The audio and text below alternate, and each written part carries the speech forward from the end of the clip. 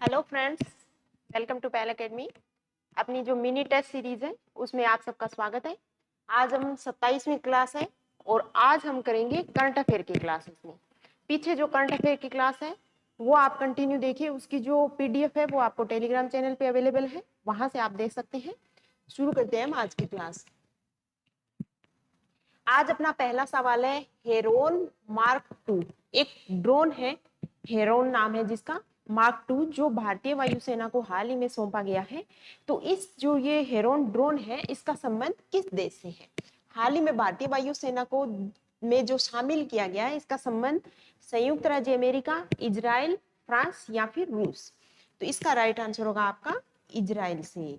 Heron mark 2 जो drone है वो इजराइल से भारतीय वायुसेना में अभी हाल ही में शामिल किया गया है। और ये ड्रोन है, ये जो भारत की पाकिस्तान से और चीन से जो सीमा लगती है उसकी एक साथ निगरानी करेगा। तो आपको पता होना चाहिए, आरपीएससी इस पैटर्न के सवाल पूछती है कि कोई भी ड्रोन या रक्षा से संबंधित जो भी हेलीकॉप्टर या जो हम उपकरण खरीदते हैं वो किस देश से भारतीय सेना है उसमें शामिल किए गए, वो ध्यान में रखना है। अगला सवाल है लोक कलाकारों के रोजगार हेतु कितने करोड़ रुपए का प्रावधान किया गया है? लोक कलाकारों के लिए अभी बजट में घोषणा हुई थी, तो कितने करोड़ रुपए का इनके लिए एक फंड बनाया है? 200 करोड़, 100 करोड़, 50 करोड़ या 10 करोड़? तो इसका राइट आंसर होगा अपना 100 करोड़। लोक कलाकारों के लिए एक लोक कलाकार प्रोत्साहन योजना भी शुरू की गई है 2023 में। और क्या है इसके अंतर्गत? ये देखिए कि लोक कलाकार प्रोत्साहन योजना 2023, इसके अंतर्गत एक फंड बनाया है जिसकी राशि होगी 100 करोड़ रुपए, आपको दिख रहा होगा। और इसके अंतर्गत लोक कला से संबंधित अगर कोई यंत्र या उपकरण किसी लोक कलाकार को खरीदने हैं तो उसको अलग से 5,000 रुपए इस फंड से क्या करेंगे, उनको 5,000 रुपए की राशि उनको मिल सकेगी। और लोक कलाकारों को प्रति परिवार 100 दिवस प्रति वर्ष प्रदर्शन के अवसर उपलब्ध होंगे। राज्य सरकार ने ये उनको आश्वासन दिया है कि अगर आपको लोक कलाकारों को इस तरीके के कोई इंस्ट्रूमेंट्स अगर खरीदने हैं तो उनको हम देंगे। ये फंड हमने बना दिया 100 करोड़ का, हम उनको 5,000 रुपए देंगे, ठीक है। और लोक कलाकारों को प्रति परिवार हम 100 दिवस प्रति वर्ष जो भी प्रदर्शन होगा जहां भी होगा वहां उनको मौका उपलब्ध करवाया जाएगा। तो ये याद रखना, ये पक्के से आपका सवाल आएगा कि कितने करोड़ रुपए का लोक कलाकारों के रोजगार हेतु फंड राज्य सरकार है उसने बनाया है। क्लियर? ये देखो नीचे दे रखा है कला साहित्य संस्कृति पुरातत्व विभाग राजस्थान का। ये तो पर ये इंपॉर्टेंट है, यहां से सवाल आता है कि राजस्थान जो संगीत नाटक अकादमी है जोधपुर, वहां से इसको पूरा जो ये संचालन है ये किया जाएगा इसका। तो ध्यान में रखना है आपको।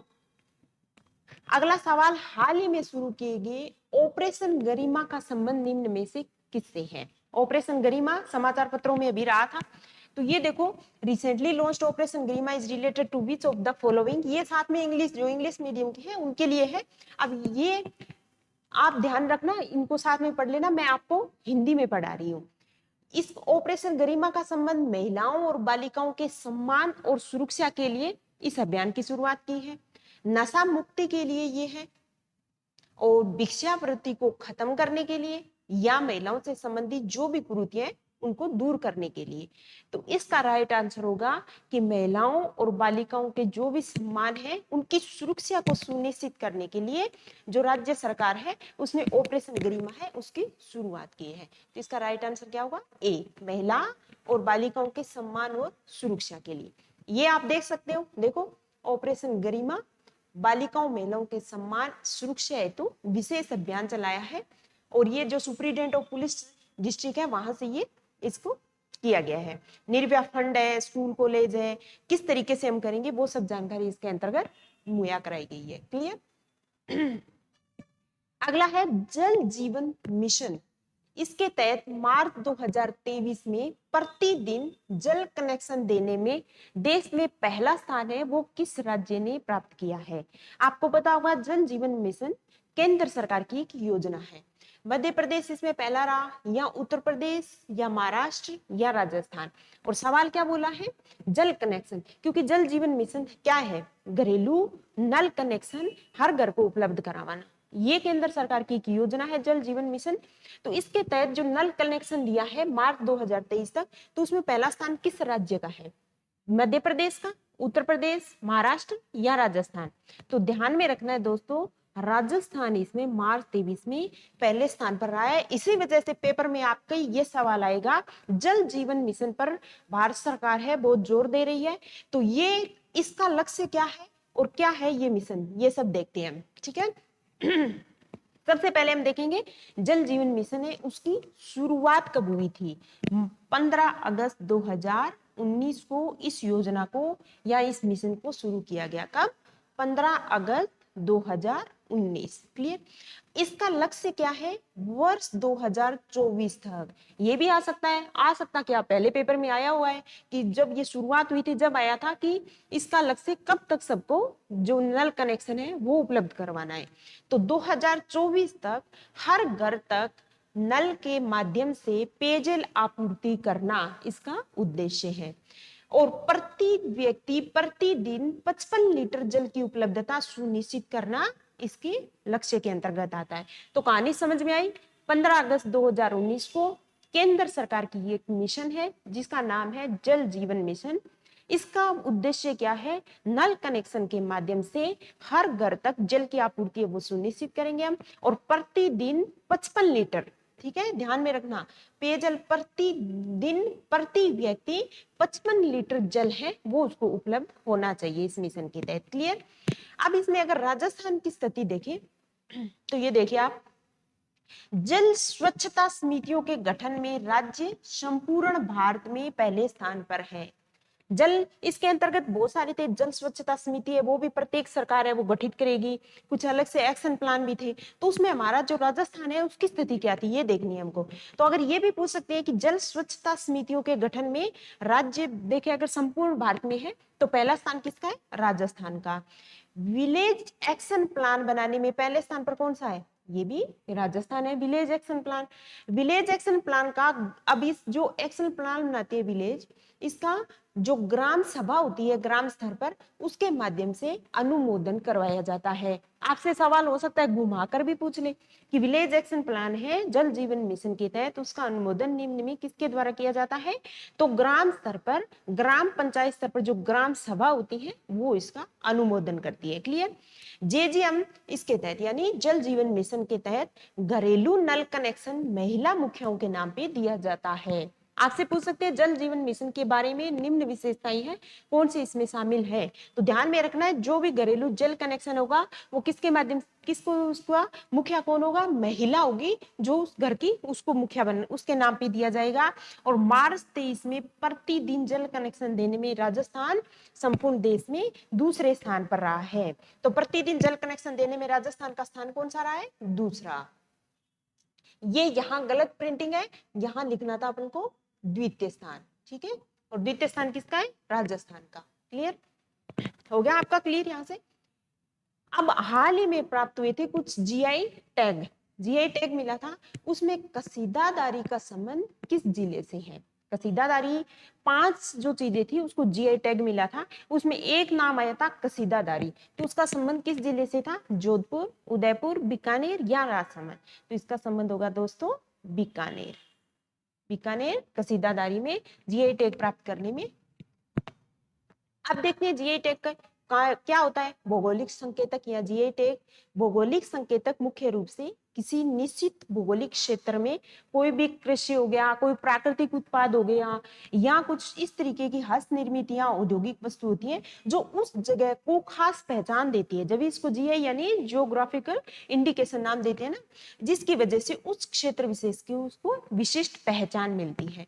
तो अगर राजस्थान में देखें तो इतनी चीजें हैं जिनको जीआई टैग मिला हुआ है।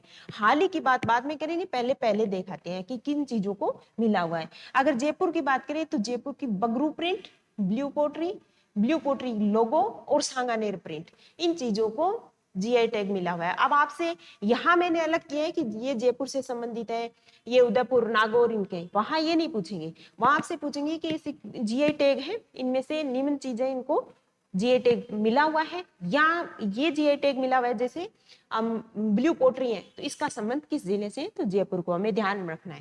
तो बगरू प्रिंट ब्लू पोट्री लोगो और सांगानेरी प्रिंट, ये जयपुर से संबंधित है और इनको जीआई टैग है।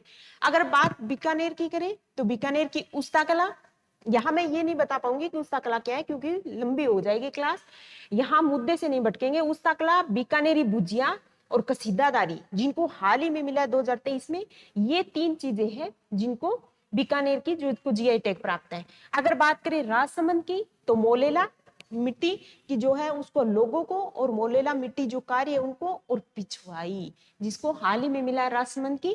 तो ये हो गई आपकी राजसमंद से संबंधित चीजें जिनको जीआई टैग मिला हुआ है। कठपुतली, कठपुतली लोगो और कोप्तागिरी, ये हाल ही में 2023 की चीज है।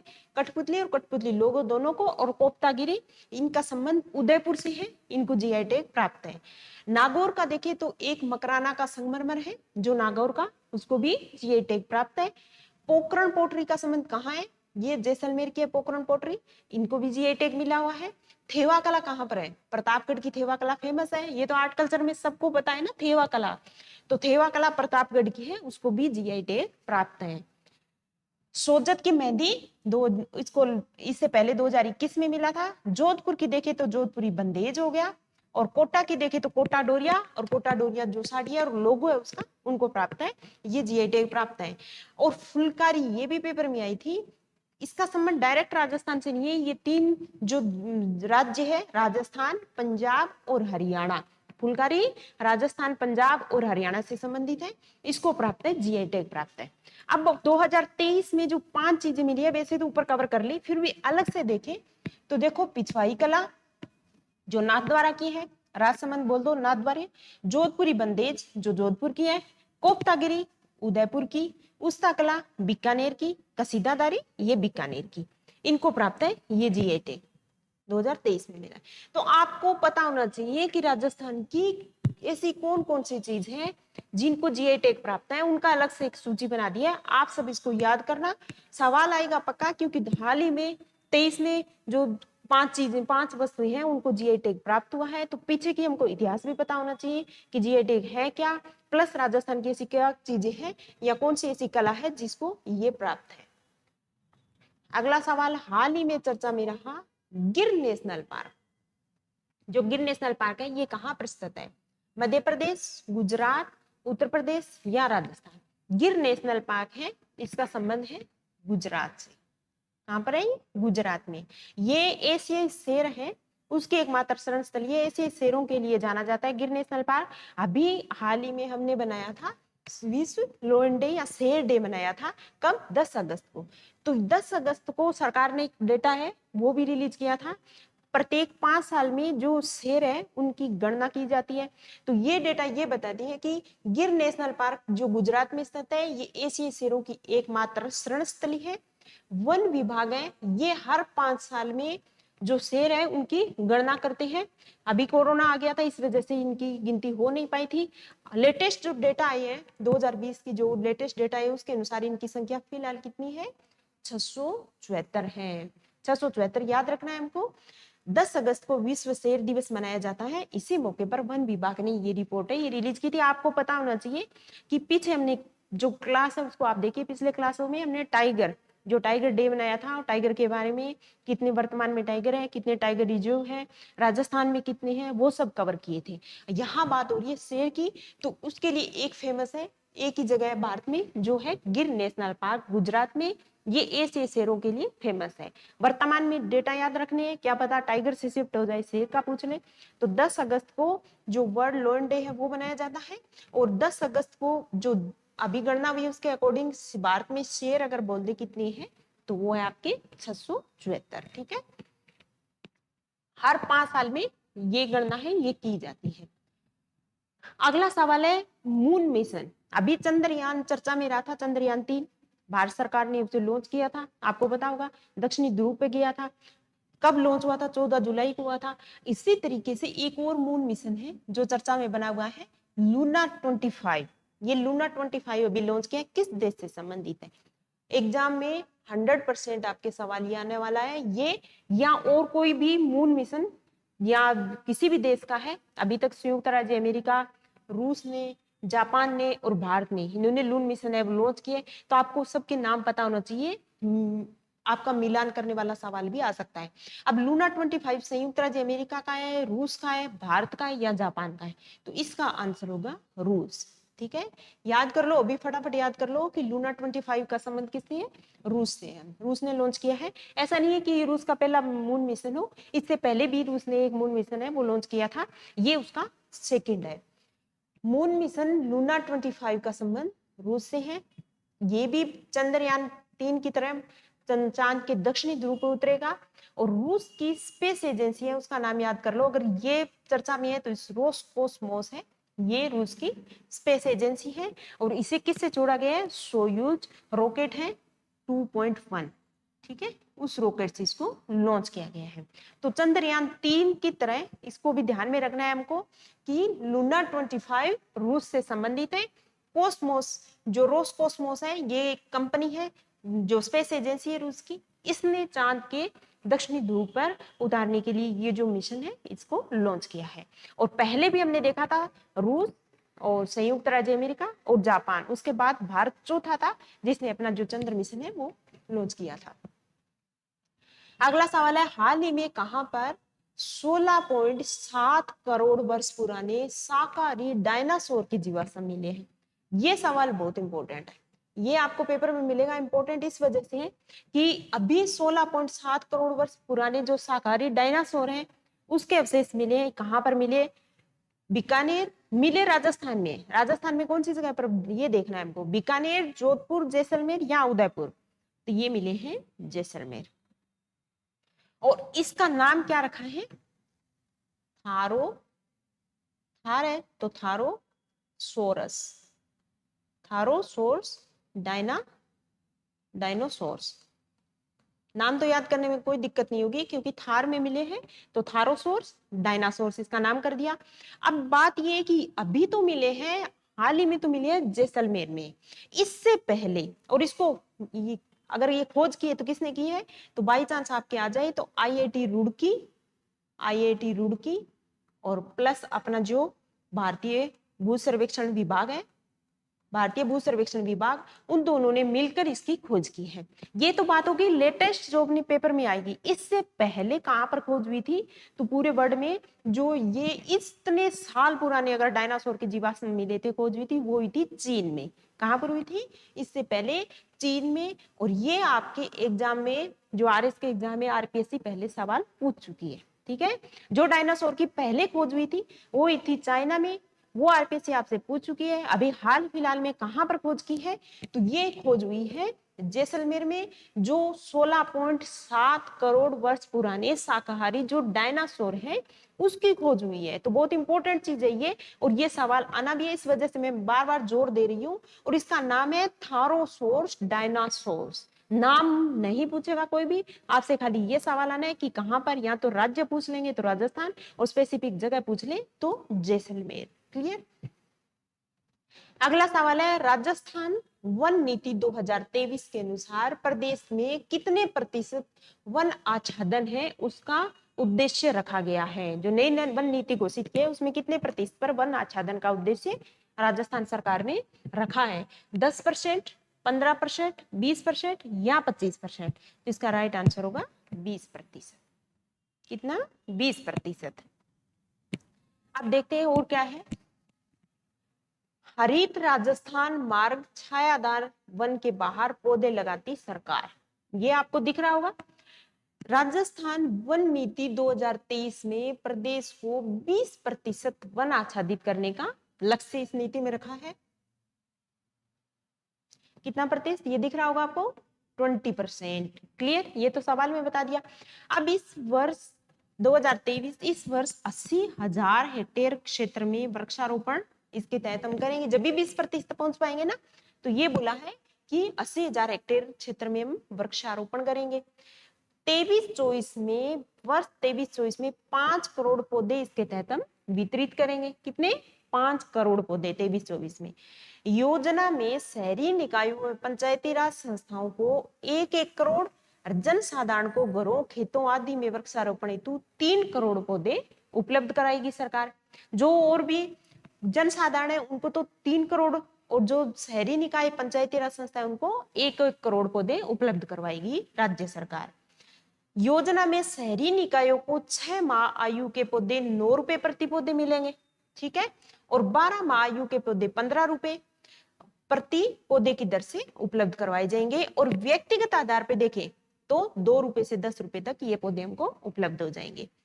अब बात यह है कि सवाल ये लाइन नहीं है कि अगला राजकीय उपक्रम और गैर सरकारी संगठनों को 50,000 से 2 लाख पौधे और 2 लाख से अधिक पौधों की खरीद पर क्रमशः 50% और 75% की छूट दी जाएगी। ध्यान में रखना, ये भी आप कह सकते हैं कि निम्न विशेषताओं में से कौन सी शामिल नहीं है।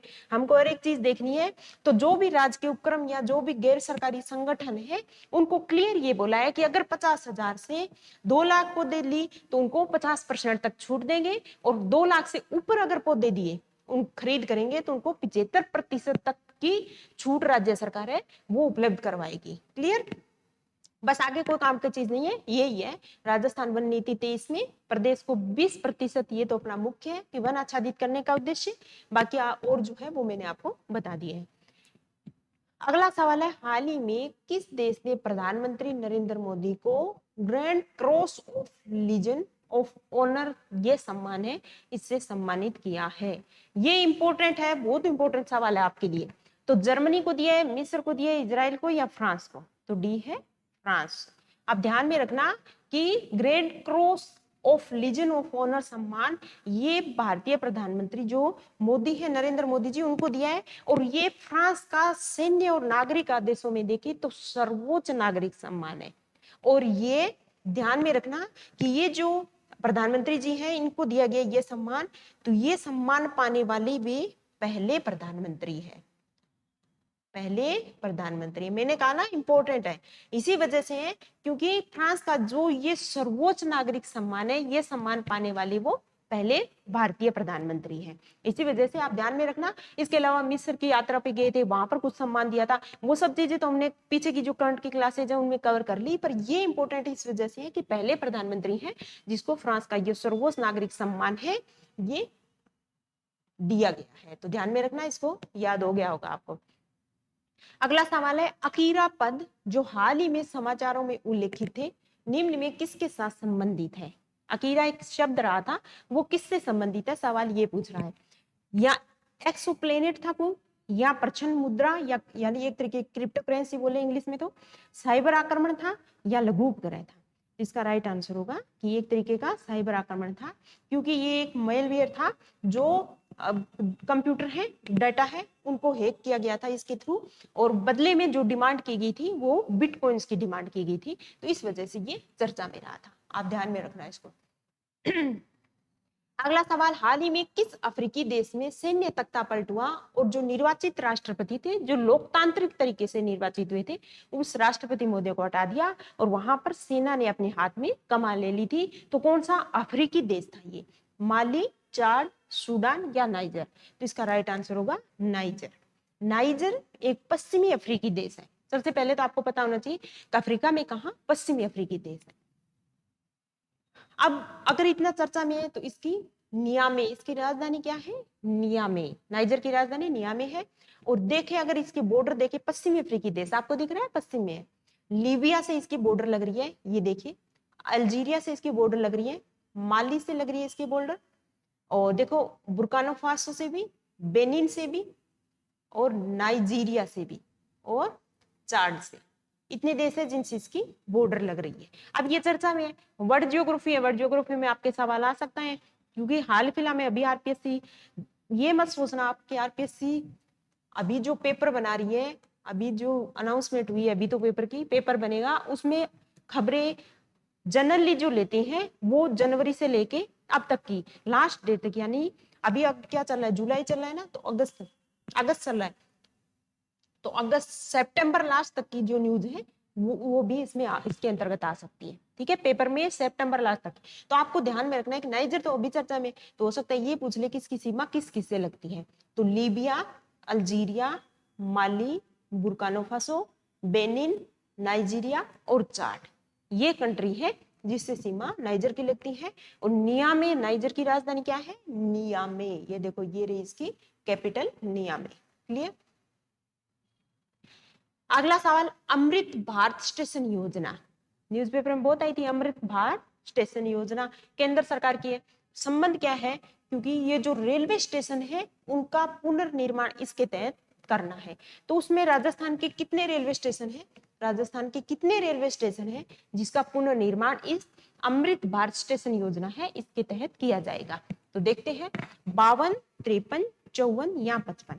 तो याद रखना दोस्तों, राजस्थान के जो रेलवे स्टेशन है वो है 55, जो इसके तहत जिनका पुनर्विकास या पुनर्निर्माण किया जाएगा। इसके बारे में कुछ देखें तो ये पूरे भारत के लिए है, इसको लागू किया गया है। और अमृत भारत स्टेशन योजना का लक्ष्य देश भर में 1309 जो रेलवे स्टेशन है उनका पुनर्विकास करना है। और यह योजना रेल मंत्रालय द्वारा फरवरी 2023 में इसको शुरू किया गया था। ठीक है, फरवरी 2023 में रेल मंत्रालय की योजना है। सवाल यह है कि इसके अंतर्गत राजस्थान के कितने रेलवे स्टेशन है जिनका पुनर्विकास किया जाएगा। तो 55 रेलवे स्टेशन है जिनका पुनर्विकास इसके तहत होगा। अगला सवाल है, राजस्थान प्रीमियम लीग है, इसकी शुरुआत कब की जाएगी, है ना। आरपीएल है, इसकी शुरुआत कब होगी, 5 अगस्त 2023, 19 अगस्त 2023, 20 अगस्त 2023 या 15 अगस्त 2023। इसका राइट आंसर होगा 19 अगस्त 2023 से इसकी शुरुआत होगी और इसके अंतर्गत 6 टीमें हैं वो खेलेगी। क्लियर।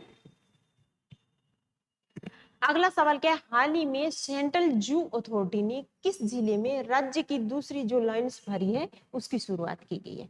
यहाँ पर दूसरी पूछी गई है, पहली थी वो जयपुर में शुरुआत हो गई थी उसकी।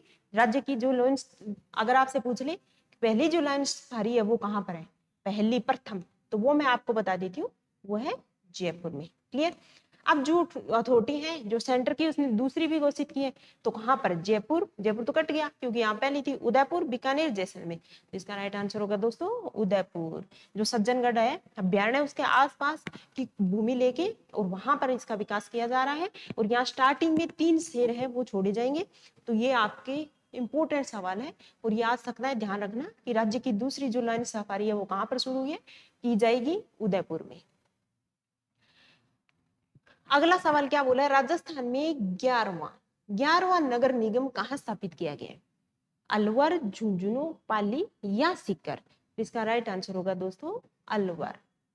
11वां नगर निगम है राजस्थान में। वर्तमान में नगर निगम कितने हो गए, 11, और 11वां कहां पर बना है, अलवर में। अब इसकी सीरीज नहीं देखेंगे पर देखेंगे कि 11 में कौन कौन से शामिल है, ये जरूर देखेंगे। वर्तमान में कितने हैं, 11 नगर निगम। राजस्थान नगर निगम अधिनियम 2009 की धारा 370 के तहत इस पैटर्न का सवाल पिछली बार आया था, इसी वजह से मैंने ये बनाया है कि किसके तहत नगर निगम है, इनका विकास नगरीय निकाय आपके क्लियर दिया हुआ है, नगरीय निकाय, तो उसके अंतर्गत इनका निर्माण कैसे होता है ये सब हमको पता होना चाहिए। तो राजस्थान नगर निगम अधिनियम ईओ के पेपर में किसी ने दिया एग्जाम तो वो पढ़ा होगा। उसकी धारा 370 के तहत राज्य का जो नवीनतम यानी 11वां नगर निगम है वो अलवर है। इससे पहले अक्टूबर 2019 से जयपुर, जोधपुर, कोटा में प्रत्येक में दो नगर निगम है उसकी स्थापना की गई थी, क्योंकि जयपुर, जोधपुर और कोटा 10 लाख से अधिक आबादी वाले जो नगर थे वो हो गए थे, इस वजह से दो नगर निगम इसमें बनाए गए थे। अब देखते हैं इसके नाम, देखते हैं। देखो एक तो है अजमेर, ये क्रम नहीं है, आप ये मत देखना कि सीरीज है, हमको सीरीज एक याद रखनी है बस, कौन सी, अलवर, जिसको 11वां बनाया गया है। अजमेर, बीकानेर, उदयपुर, भरतपुर हो गए, कोटा नगर निगम उत्तर और कोटा दक्षिण, क्योंकि यहाँ 10 लाख से ज्यादा पॉपुलेशन थी इस वजह से 2 भागों में बांटा था। जयपुर नगर निगम धरोहर और एक जयपुर नगर निगम। जोधपुर नगर निगम उत्तर, जोधपुर नगर निगम धरोहर और अलवर, ये 11वां हो गया। अब आपसे ये सवाल भी पूछ सकते हैं कि अजमेर सबसे पुराना कौन सा था, तो अजमेर नगर निगम राजस्थान की सबसे पुरानी स्थानीय नगरीय निकाय है और इसकी स्थापना 1866 में हो गई थी। तो आप ये भी ध्यान में रखना कि सबसे पुरानी कौन सी है, तो ये थी अपनी अजमेर वाली। क्लियर, 11वां हो गया अलवर में। अगला सवाल, हाल ही में विश्व तीरंदाजी चैंपियनशिप फाइनल में व्यक्तिगत विश्व खिताब जीतने वाली पहले भारतीय बनकर किसने इतिहास रचा है, स्वर्ण पदक जीता था विश्व तीरंदाजी चैंपियनशिप में, तो कौन थे वो, अदिति स्वामी, वी ज्योति सुरेखा, परनीत कौर या ओजस देवथाले। तो इसमें थी विश्व तीरंदाजी चैंपियनशिप जीतने वाली पहली जो व्यक्तिगत विश्व खिताब जीतने वाले जो पहले भारतीय थे वो थे अदिति स्वामी, ध्यान रखना आप। अगला सवाल, पीएम मोदी द्वारा हाल ही में लॉन्च किया गया था एक यूरिया गोल्ड। यूरिया गोल्ड मिट्टी में किस पोषक तत्व की कमी को दूर करेगा? इस यूरिया गोल्ड में ऐसा कौन सा पोषक तत्व है मिट्टी का जिसकी कमी को ये यूरिया गोल्ड दूर करेगा? ये सवाल है। ए आपका ऑप्शन है सल्फर, बी आपका कैल्शियम, सी आपका पोटेशियम, डी आपका फॉस्फोरस। तो इसका राइट आंसर होगा सल्फर। सल्फर में यूरिया गोल्ड के माध्यम से मिट्टी में जो पोषक तत्व है सल्फर, उसकी कमी को इसके माध्यम से दूर किया जाएगा। अगला सवाल, 5वें विश्व कॉफी सम्मेलन है, उसका मेजबान देश कौन है? पांचवा कौन सा देश है मेजबानी करेगा 5वां जो विश्व कॉफी सम्मेलन है? ब्राजील, बी आपका इथियोपिया, सी आपका यूके और डी है भारत। तो ये राइट आंसर होगा आपका भारत। 5वां जो विश्व कॉफी सम्मेलन होगा ये भारत में होगा और भारत में भी इसका आयोजन कहाँ होगा? बेंगलोर में। बेंगलोर में इसका आयोजन किया जाएगा। 5वां ही है, पीछे देखते हैं जो 4 थे वो कहाँ हुए थे। यह पहली बार है कि भारत इस सम्मेलन की मेजबानी कर रहा है, इसी वजह से इंपॉर्टेंट हो गया। पहला संस्करण लंदन में, फिर ब्राजील में, ग्वाटेमाला में और इथियोपिया में हो गए थे पहले 4 और ये 5वां है। ये तो यह कार्यक्रम कॉफी बोर्ड, वाणिज्य जो उद्योग मंत्रालय और जो अंतरराष्ट्रीय कॉफी संगठन है ये तीनों संयुक्त रूप से मिलकर इसका आयोजन करेंगे और इसका शुभंकर जो बनाया गया है वो कॉफी स्वामी है। थीम सर्कुलर इकोनॉमी, थीम कोई नहीं पूछेगा, यहाँ तक कोई नहीं जाता इन चीजों का, तो ये याद करने की आपको बिल्कुल जरूरत नहीं है। खाली ये याद रखना है कि 5वां ही हो रहा है और वो भी मेजबानी कौन कर रहा है? भारत इसकी मेजबानी कर रहा है, ये ध्यान रखना है। अगला सवाल है, हाल ही में किस देश के तेज गेंदबाज स्टुअर्ट ब्रॉड ने संन्यास की घोषणा की है? ऑस्ट्रेलिया, न्यूजीलैंड, इंग्लैंड या साउथ अफ्रीका? इसका राइट आंसर होगा इंग्लैंड।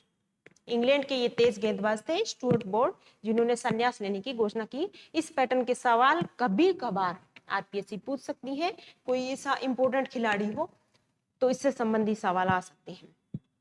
केंद्र सरकार ने बुनियादी साक्षरता को बढ़ावा देने के लिए कौन सा मोबाइल एप्लीकेशन है वो लॉन्च किया है? पिछले पेपर में आपको पता होगा एक आया था माई बुक लो, एक मोबाइल ऐप था, उच्च शिक्षा से संबंधित था, तो उसका संबंध किससे था? उसी पैटर्न में ये भी आ सकता है कि बुनियादी साक्षरता को बढ़ावा देने के लिए सेंटर ने एक मोबाइल एप्लीकेशन है उसको लॉन्च किया है, उसका नाम क्या है? उमंग, उल्लास, ई शिक्षा या दिशा? तो इसका राइट आंसर होगा उल्लास। इसका राइट आंसर क्या होगा दोस्तों? उल्लास। ये सरकार 15 साल से लेके ऊपर के जो भी 15 वर्ष से ऊपर के जो भी निरक्षर है उनमें साक्षरता बढ़ाने के लिए उसमें बुनियादी शिक्षा, डिजिटल शिक्षा या वित्तीय साक्षरता इनको बढ़ावा देने के लिए उल्लास नाम का जो एप्लीकेशन है ये लॉन्च किया है, जिसके माध्यम से वो जो भी जरूरी बुनियादी साक्षरता है उनको प्राप्त हो सकेगी। तो ध्यान में रखना है ये चीज। अगला, हाल ही में अमेजन इंडिया ने देश के पहले फ्लोटिंग स्टोर का उद्घाटन कहां पर किया है? अमेजन इंडिया ने किया है, फ्लोटिंग स्टोर का उद्घाटन किया है। सिंपल सवाल है, वन लाइनर सवाल है, कुछ भी इतना ध्यान जोर देने की जरूरत नहीं। लोकटक झील, चिल्का झील, डल झील या अष्टामुडी? तो ये फ्लोटिंग स्टोर बनेगा अपना डल झील में। वन लाइनर सवाल भी आरपीएससी बहुत पूछती है, तो हमें ध्यान में रखना है कि डल झील है उसमें अमेजन इंडिया ने किया है।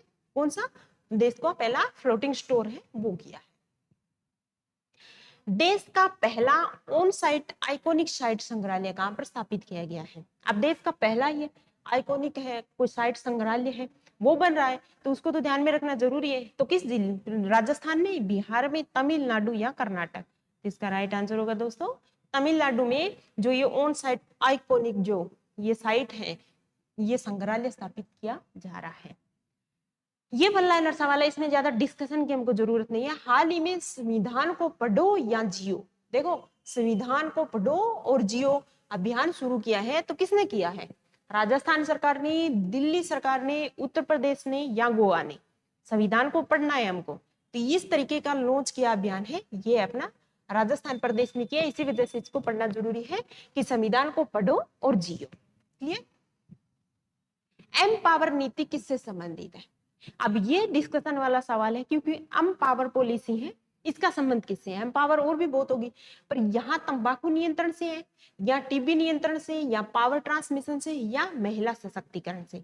अगर थोड़ा सा भी किसी को पता है तो वो आइडिया लगा लेगा, क्योंकि एम पावर पॉलिसी है, इसका संबंध है WHO से, यानी वर्ल्ड हेल्थ ऑर्गेनाइजेशन से। वर्ल्ड हेल्थ ऑर्गेनाइजेशन ने टोबैको कंट्रोल के लिए एम पावर नीति है, पॉलिसी है, वो लॉन्च की हुई है। अब इसके अंतर्गत क्या क्या होते हैं वो देखते हैं। सबसे पहले मैंने आपको बताया एम पावर, एम यानी मॉनिटरिंग टोबैको यूज। अगर कोई टोबैको यूज कर रहा है तो उसकी राज्य सरकार, केंद्र सरकार, पूरा देश, हर जिस देश ने इस नीति को लागू किया है उसके लिए जरूरी है कि वो मॉनिटरिंग करे कि किस तरीके से टोबैको है वो यूज हो रही है। M power, P protecting people from tobacco smoke, लोगों को रोके, उनको बताएं कि टोबैको है उसको किस तरीके से कंट्रोल करें, बिल्कुल भी वो यूज ना करे, स्मोक ना करे। तीसरा है एम पावर, देखो पावर की स्पेलिंग सबको पता है, POWER। तो हमने देख लिया, पी देख लिया, ओ का मतलब क्विट, यानी क्विट कर दो टोबैको। इस तरीके का सरकार कुछ अभियान चलाए, अपने स्तर पर कार्य करे कि क्विटिंग टोबैको हो जाए। अगला डब्ल्यू है, डब्ल्यू का मतलब warning about the dangers of tobacco, tobacco से कितना नुकसान हो सकता है, कितना खतरा हो सकता है, लोगों को इसके बारे में बताइए। तो ये WHO हर देश की सरकार से अपील कर रही है इसके थ्रू। ई का मतलब enforcing tobacco advertising, promotions and sponsorship bans. तो इस तरीके, किस तरीके के इन्फोर्सिंग किए जा रहे हैं कि टोबैको जो एडवर्टाइजिंग है, प्रमोशन या स्पॉन्सरशिप बैन्स है, उनको ध्यान में रखना है। आर का मतलब raising tax on tobacco, tobacco पे हर सरकार है वो ज्यादा से ज्यादा टैक्स लगा दे, जिससे टोबैको जो भी प्रोडक्ट है वो ज्यादा महंगे हो जाएंगे, तो उनको कंज्यूमर है वो कंज्यूम नहीं कर पाएंगे, उनको दिक्कत होगी। तो ये एम पावर पॉलिसी, इसका फुल फॉर्म ये है, इनके ये उद्देश्य है। इनके थ्रू WHO जो सरकार है, WHO जो ये वर्ल्ड हेल्थ ऑर्गेनाइजेशन ने हर सरकार के लिए ये कुछ मापदंड निर्धारित किए हैं, कुछ शर्तें निर्धारित की हैं, ये इस नीति के प्रमुख उद्देश्य है। क्लियर? हाल ही में महारत्न का दर्जा पाने वाला 13वां जो केंद्रीय सार्वजनिक क्षेत्र का उद्यम है वो कौन सा है? 13 जो सार्वजनिक, आपको बताया महारत्न किसको मिलता है? जो सार्वजनिक उपक्रम होती है कोई, उसको मिलता है, वो भी सेंट्रल सार्वजनिक क्षेत्र के, जरूर नहीं सेंट्रल ही हो, स्टेट की भी हो सकती है।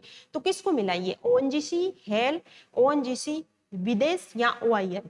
तो हाल ही में मिला है, तो ध्यान में रखना, हाल ही में पूछा मैंने, 13वां पूछा है, तो वो है ऑयल इंडिया लिमिटेड, OIL यानी ऑयल इंडिया लिमिटेड को हाल ही में ये प्राप्त हुआ है। अब महारत्न का मतलब क्या होता है, ये तो आपके मेंस में भी आपको पता होना चाहिए, जनरल नॉलेज भी आपको होना चाहिए। तो महारत्न का दर्जा ऐसी कंपनियों को मिलता है, नंबर 1 वो कंपनी शेयर बाजार में लिस्टेड होनी चाहिए, शर्त कंडीशन पहली है आपकी कि शेयर बाजार में वो कंपनी आपकी लिस्टेड हो। दूसरी, जिसका सालाना टर्नओवर पिछले 3 साल में 25,000 करोड़ रुपए से अधिक हो, सालाना टर्नओवर होना चाहिए। और कितने साल का देखते हैं हम?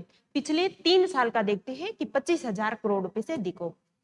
साथ ही पिछले 3 साल में इसकी औसत जो नेटवर्थ है वो 15,000 करोड़ रुपए से ज्यादा होनी चाहिए, और औसत नेट प्रॉफिट है वो 5,000 करोड़ रुपए से अधिक का होना चाहिए। ये शर्तें हैं भाई 4, आपको पता होना चाहिए। सिंपल सवाल भी आपको इकोनॉमिक्स में, बेसिक इकोनॉमिक्स में ये सवाल आ सकता है कि किसी भी कंपनी को महारत्न का दर्जा प्राप्त करने के लिए क्या कंडीशन होनी चाहिए। तो कंडीशन ये है कि एक तो शेयर बाजार में लिस्टेड हो, जिसकी सालाना टर्नओवर पिछले 3 साल में देखे तो 25,000 करोड़, और ये 3 साल की अगर हम देखें औसत नेटवर्क देखें तो वो 15,000 करोड़ की होनी चाहिए। और अगर नेट प्रॉफिट की बात करें तो वो औसत जो नेट प्रॉफिट है वो 5,000 करोड़ रुपए से अधिक का इसको होना चाहिए। उसी कंपनी को क्या मिलेगा? महारत्न कंपनी है उसका दर्जा दिया जाएगा। अगला सवाल, हाल ही में राष्ट्रीय बाल अधिकार संरक्षण आयोग द्वारा बाल देखभाल संस्थाओं के निरीक्षण के लिए एक पोर्टल लॉन्च किया है, वो कौन सा पोर्टल है?